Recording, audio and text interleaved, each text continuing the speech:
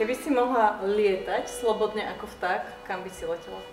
Niekam ďaleko, do Ameriky alebo niekam na dovolenku. A tak, by som si tam užívala, ale hlavne by som našla nejaké pódium manažéra a tam by mi spracovával veci a chcela by som veľmi byť herečkou. Tak.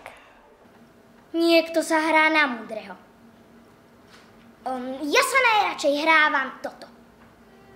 Slobodná sa cítim vtedy, keď hrám, lebo si to tak užívam a nad ničím iným nerozmýšľam, len aby sa to tým divákom páčilo. Pst, ani muk. Pst, ani muk. Hlavne sloboda je veľmi krehká. Wow, dobre. Sami sme si ho navarili, sami ho aj zjeme. Krabičný, slepačí, vývar! Naša inscenácia Vývar je teda o tom, že čo si sami navaríme, to si aj sami zjeme. Teda je to o nás, o našej spoločnosti. A je to o tom, aby sme sa tu tých 25 minút spolu intenzívne varili.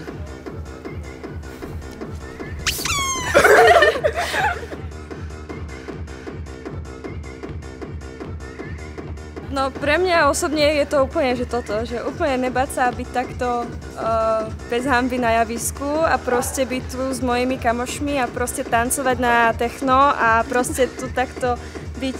Proste to je pre mňa sloboda, že toto. Guľata, locha, guľata, locha, guľata, locha, guľata. My všetci sme múdrejší než Giordano Bruno, pretože vieme, že slnko nie je stred vesmíru.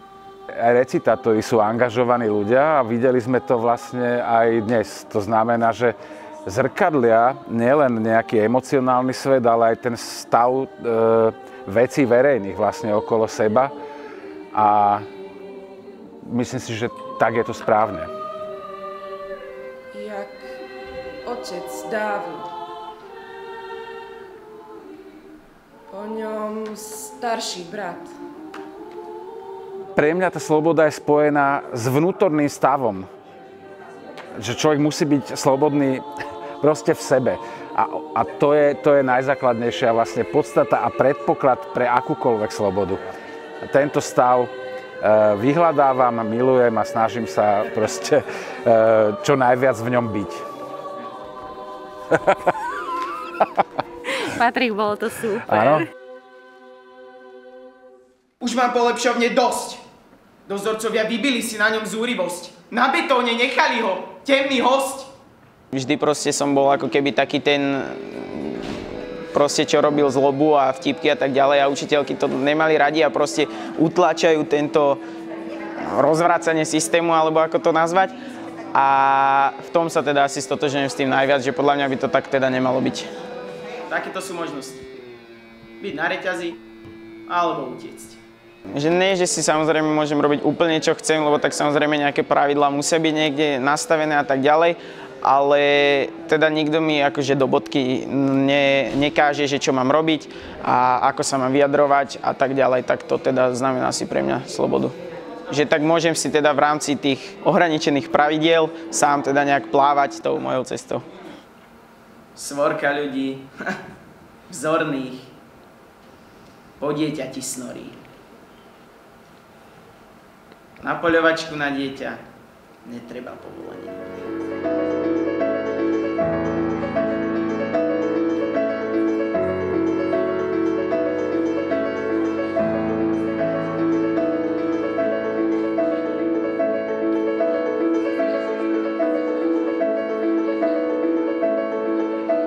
No ja teraz veľmi túžim poznávať sám seba. Dotýkať sa detského dna. A zároveň neba.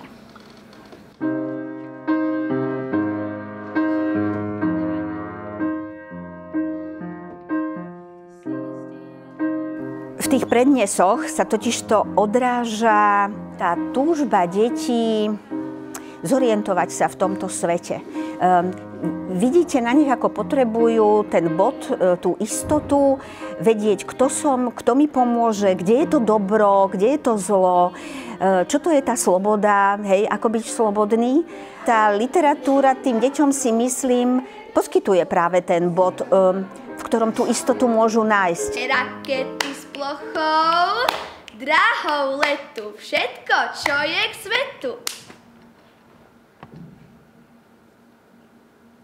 Vy ste od akých novín?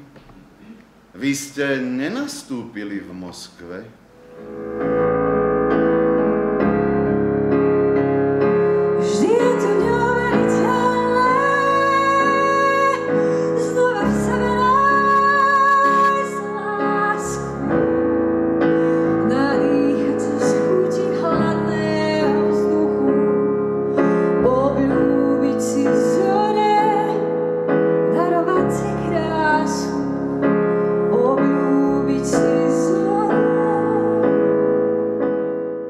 Ja by som mu zapriala, aby práve zostal tým priestorom slobody, slobodného vyjadrovania svojich pocitov, názorov, myšlienok, priestorom na práve to vzájomné zdieľanie, obohacovanie sa, debaty, aby neustrnul ani náhodou v tej súťaživosti, pretože o tu vôbec nejde. Ide o to, aby sme vnímali jeden druhého, učili sa rešpektovať názor toho druhého a tak, ako to doteraz robil ten Kubín, tak ja pevne verím a prajem mu, aby to robil aj naďalej. Čo skutočne nemám rada, je príliš dlhá báseň. Báseň o údele ľudstva.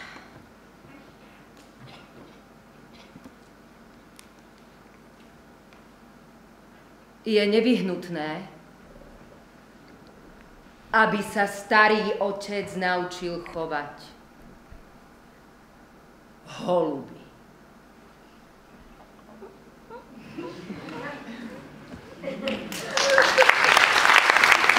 Pre TV Dolný Kubín Zádrabky Senica!